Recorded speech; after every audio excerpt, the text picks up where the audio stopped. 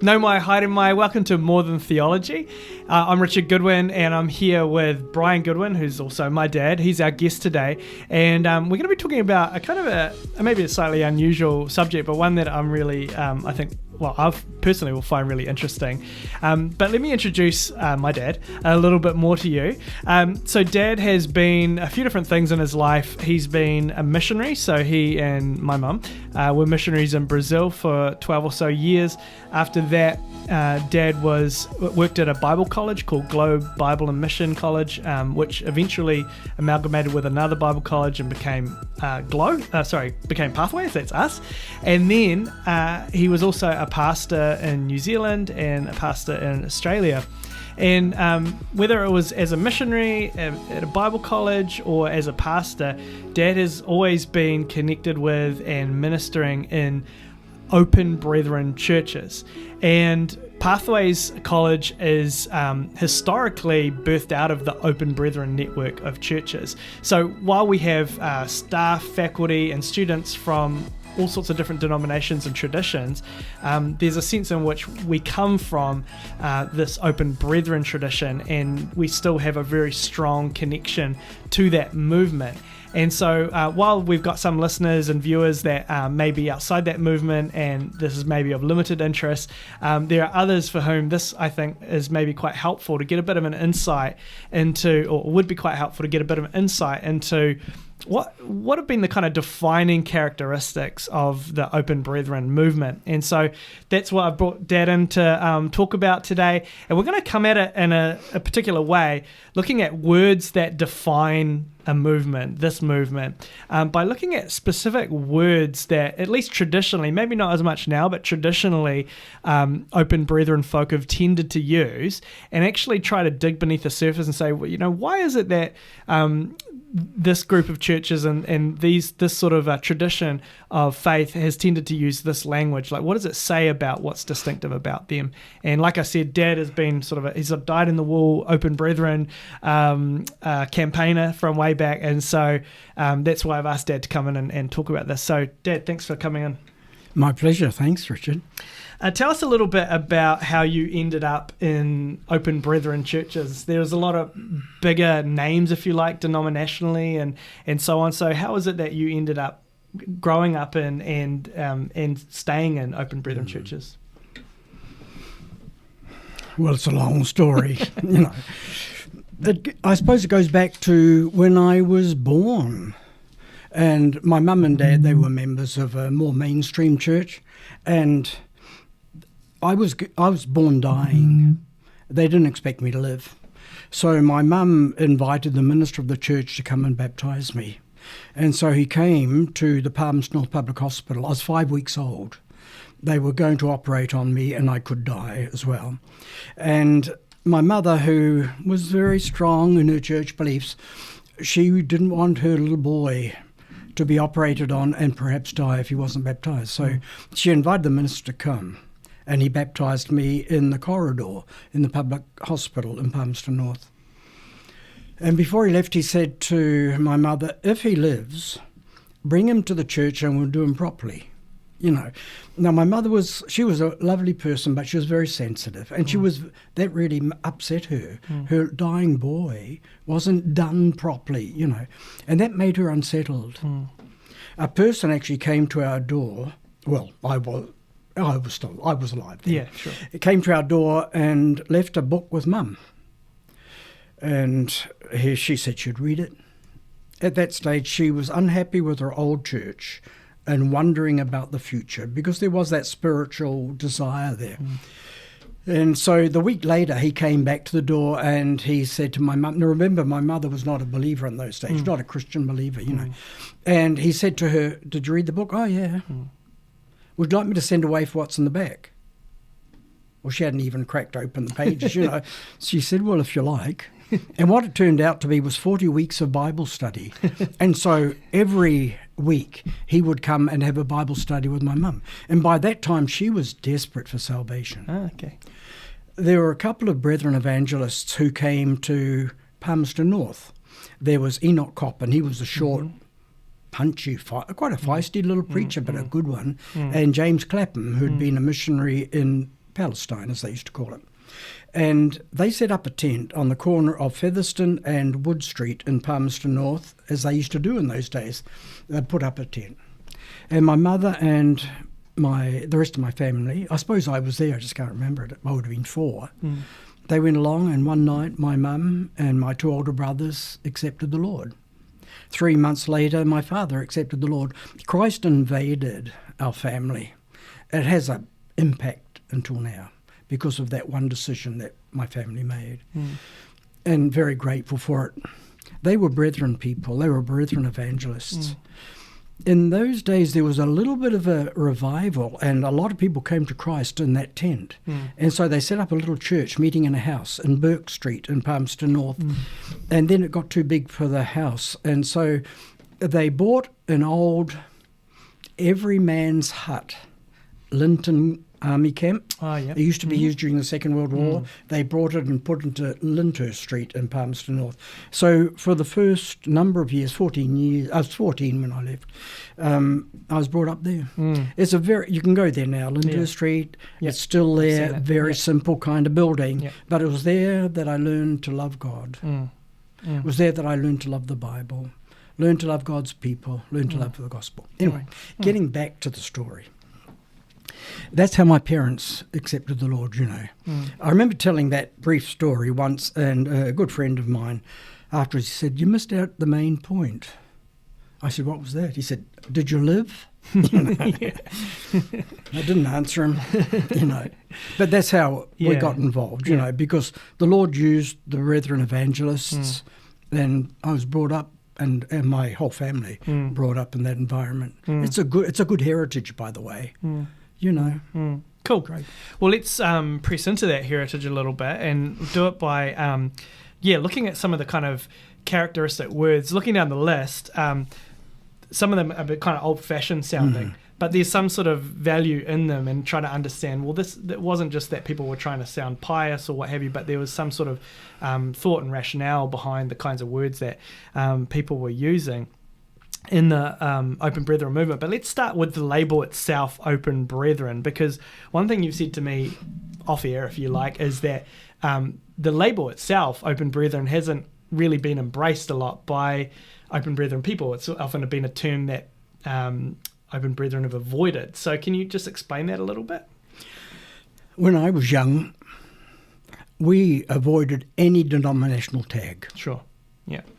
You know, but we were given that name. It's very hard to live without a name. Yeah. And because people, right from the earliest days, would refer to each other as brother and sister, the name Brethren was given to them. So when I was young, there was still quite a big thing to talk about small b brethren and big B brethren. I was actually quite old before I realised brethren actually stood for brothers. Oh, right. You know, and I didn't even know that. Yeah. I did know that we were called brethren, and I was pretty embarrassed about that. I remember I was about 10, and it was the breaking of bread, and it was pretty boring for me. I was only young, and I was reading through the preface, you know, King James I authorizing the Bible. And I came across an expression which is something like, there are self-conceited and boastful brethren. And it's got, as they did in those days, the noun brethren had a capital B. Yeah. I was so ashamed, you know. And I thought, we're even in the Bible, you know. I didn't think that was good. But the word, of course, nowadays, it is very old-fashioned, brethren. And we are living in a day when it's very gender-specific. Yeah. When I was young, brethren would include the women, and no one would take umbrage at the fact that it was called brethren, you know. So it's very difficult, as I said, living without a name, and we were given that name, and gradually there's been an acceptance of the name Brethren. The word open refers to what we call the reception policy. We are open to every true believer in Christ. Right. So we are not exclusive. We don't exclude other people. Right. But if you love the Lord and are a genuine Christian, you're welcome. We are open brethren, you know. So that's the title, Open Brethren, you know. And, of course, the intention was really good because the only names that those people would normally take, this is part of the original idea, was you'd only take names that were used in the Bible of all believers, like Christian, like believer, like disciple. I think there are 5 names which are true. And so there would be the acceptance of names like that, and just gradually we began to accept the fact that, we're known as Open Brethren. And even when I was young, we'd say, I belong to the so-called Brethren. Right. Yeah. You know, so it's that tradition has passed. Yeah. Probably 30, 40 years ago. Yeah, yeah. But it also represents something quite significant. We didn't want to exclude anyone who belonged to the Lord. That's part of our church theology. Yeah. Whether we were good at it or not, that's another issue. Yeah, but of course, originally, that's how it was. Yeah. If you belong to Christ, you're welcome. I might say more about that later. Yeah. That's good. It's interesting to hear you say that you were embarrassed about the name, because as you've touched on, it does sound old-fashioned, and it is gender specific, but you also said it's hard to live without a name, and I think that's the kind of dilemma that even for a college like Pathways is, if we want to sort of say, well, this is where we've come from denominationally, for want of a better word, because the Brethren is not really technically a denomination, but if we want to say that, we have to use this phrase that just sounds so old-fashioned and crusty, and it sounds like we're just sexist and all this sort of thing, but at the same time you need some kind of label, and so it's kind of tricky, but nevertheless we want to sort of dig beneath these kind of labels, these words, and just find what's the gold there beneath it, even if it sounds old-fashioned on the surface. So one of the words that I've got here is the word assembly. So Open Brethren churches have traditionally preferred the word assembly rather than church. So what's the rationale behind that? If you lived in the 2nd century and you pointed to a building and you said, what a beautiful church, it wouldn't make sense. They wouldn't know what you were talking about. It's a building, it's not a church. Right. In our culture, church usually means a building. Yeah. The New Testament word, ecclesia, means a gathering, a called out gathering of people, just an assembly. And so to show that it's the meeting which is the church, not the building. And for that reason too, the Brethren have put very little value upon the beauty of a building, and someone has said that a Brethren meeting place is a tin shed surrounded by BMWs and Mercedes-Benzes. We've put very little value upon the beauty of a building. Sure. And that goes back to the fact that it isn't the church. This here isn't the church. It's the people, it's the assembly of people that is the church. And I think that's theologically, that's correct. No, it's really good. I mean, it's something that people have talked a lot about during the pandemic is, because people haven't been able to go to their church building, you often hear through sort of the online church services that we are still the church, that the church is not the building, but we have to be reminded of that all the time because we use the same word for the two different things. And even with my boys, like I've tried from a young age, tried to instill in them this idea that church is not the building, it's the people. But nevertheless, I think there's still confusion in their mind, because I do say things like, okay, kids, on a Sunday morning, it's off to church, and those sorts of things. It just gets a little bit fuzzy because we use the same words. So I can see how assembly would perhaps just save a few of those problems. Yeah, and so that's how it was. It's changing now, and the word church is just as often used, if not more.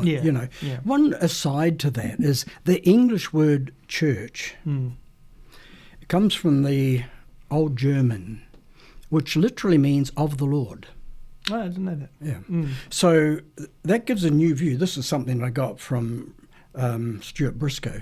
He said he used to be rather cynical about churches until he realized that the word church, its etymology is that it comes from of the Lord, and the church belongs to the Lord. And one of the characteristics of the Brethren movement is that we have a very high view of the local assembly, a very high view of the local church. It's not a club. Yeah, sure. And so similar to assembly is this word meeting. So am I right in thinking that traditionally Open Brethren wouldn't say we're going to church or going to a service even, you'd say we're going to the meeting? Yeah, we'd never say going to church. I mean, it doesn't make sense. Yeah. I mean, if we're believers, we're in the church. How do you go to the church if you're in it? Yeah. So, and it is just a matter of words, but it actually depicts something deeper. No, it does, yeah. And that is, I'm a member of the church, but we're going to gather together, we're going to a meeting. And one of the funny things that develops is eventually, if a person was in fellowship in a Brethren assembly, we would say, are they in the meetings? Oh, yeah. You know, or they're in the meetings, Yeah, and we knew exactly what it meant, you know, and it comes from this matter. And theologically, it is a good idea, you know. I'm always in the church. I belong to the church. I'll never not be part of it, but I go to meetings of the church. And so that's how the word meeting came to be. And that was common when I was young.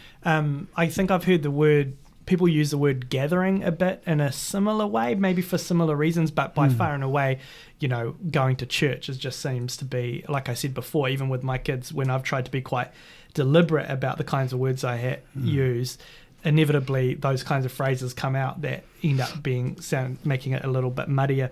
But yeah, I hear people saying things like, you know, gathering together as a church, and trying to kind of distinguish between church being the body of believers and the time and place that we get together to meet.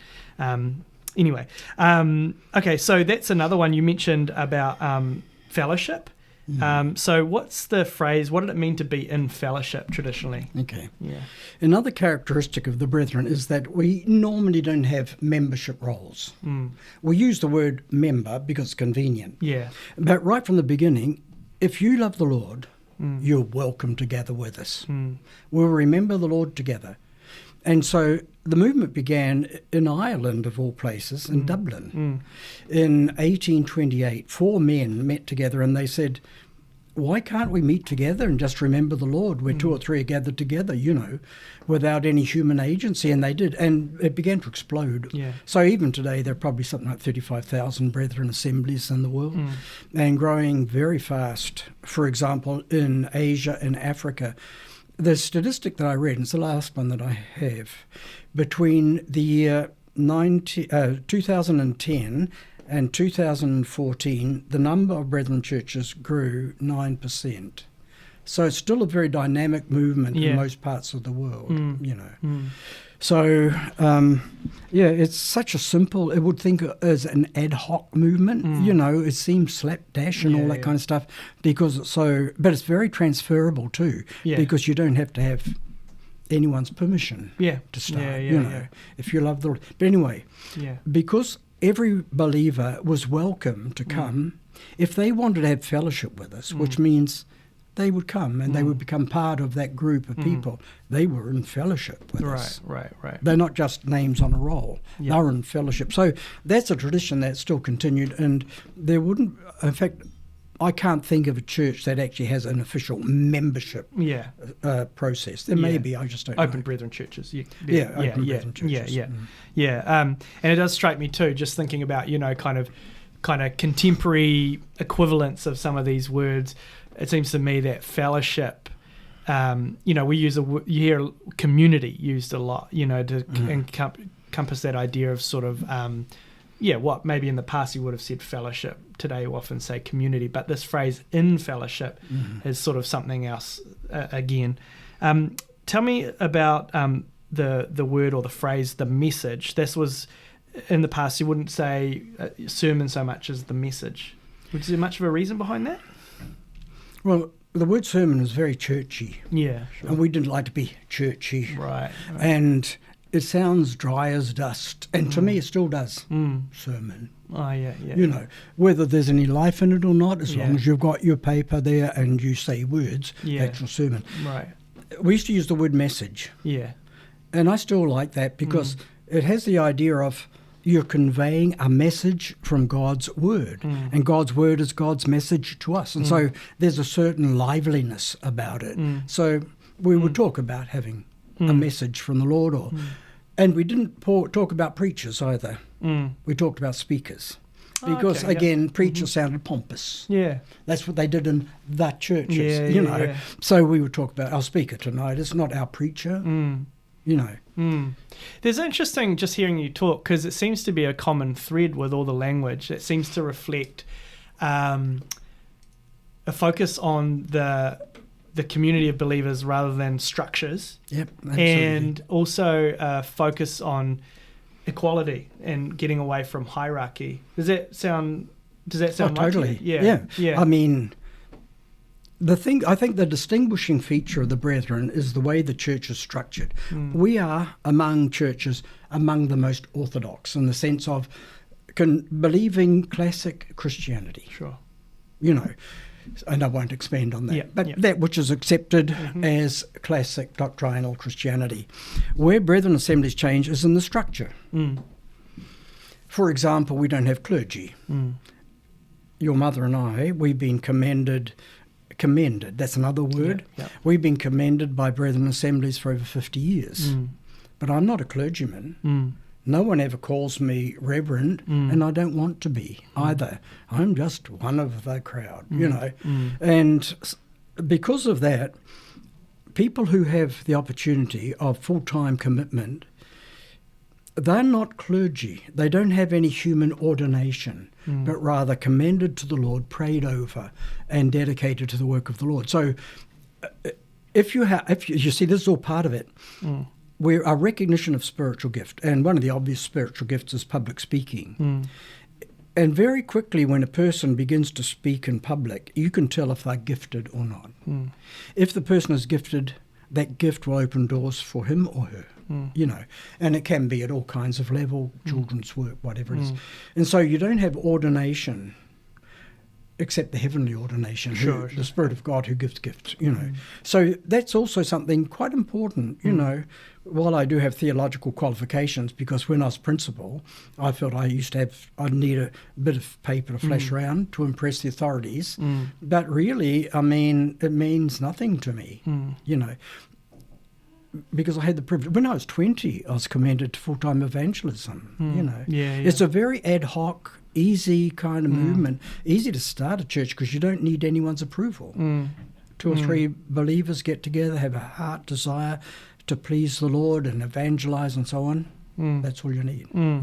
Kind of strikes me too that kind of approach would work quite well in a culture like New Zealand culture, because I don't think we there are certain high profile pastors who get kind of trolled in the media because they sort of are seen to be putting themselves on a pedestal, and I think there's something in the kind of Kiwi ethos that we just don't like that, and I can sort of see that maybe Open Brethren kind of emphasis on equality and not giving special titles and all that sort of thing kind of gels with a kind of Kiwi way of looking at it. I would hate to be called reverend personally, because I wasn't brought up that way. You know, I'm not criticising anyone who doesn't have that feeling. And something that's starting is that if a person is set aside to be pastor of an assembly, he's sometimes called pastor, but he's not clergy. He's not special, or she, in some cases. That person just has the privilege of full-time commitment to Christian work, you know. So that actually is, I think, quite significant. So it's the structure of the Brethren churches that's different, not the doctrine generally. You know. Are there other sort of peculiarly Open Brethren kind of words or expressions that you're aware of that we haven't talked about? Yeah, I think one is living by faith. Oh, yeah. Now, I know that every Christian lives by faith. It's by faith that we're saved and so on. But in the Brethren, it took a specialised feel and specialised meaning coming from George Mueller, a man who was well known even now as a man of faith. He never asked for money. He prayed and the Lord gave him the money that he needed. When Gwenda and I were commended, not commissioned, commended to the Lord, we didn't even talk to our elders about finance. We didn't even think about talking to them. You just didn't do that. You trusted the Lord for your finance. And until I took a pastoral role, so for 35 years we lived that way, and the Lord provided what we needed. You got educated, and your brothers and sisters, that kind of thing. The Lord provided what we needed in pretty dramatic ways sometimes. But things have changed. Sometimes as our churches have got bigger, we've got fewer in New Zealand now, but as our churches generally have got bigger, it's pretty hard to govern a church, to rule a church, if I can use those words, by committee. You need the manpower. If you want to do something new, you need people who've got the time, you know. So there are people who are set apart and have the time to do full-time work.